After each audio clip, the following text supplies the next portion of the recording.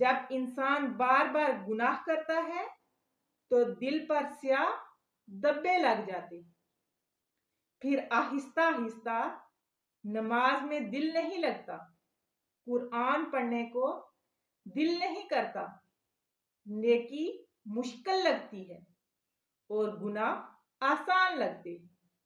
یہ دراصل دل کی بیماری ہے۔ دل صاف کرنے کے 3 آسان طریقے۔ سچی توبہ، سب سے پہلا طریقہ ہے اللہ سے سچی توبہ کرو۔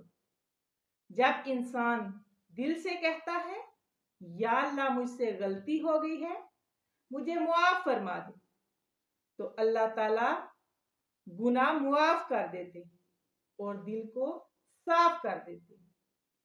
اللہ کا ذکر، دل کی صفائی کے لیے اللہ کا ذکر بہت ضروری ہے۔ قرآن میں اللہ پاک فرماتے ہیں، سن لو، دلوں کو سکون اللہ کے ذکر سے ہی ملتا ہے۔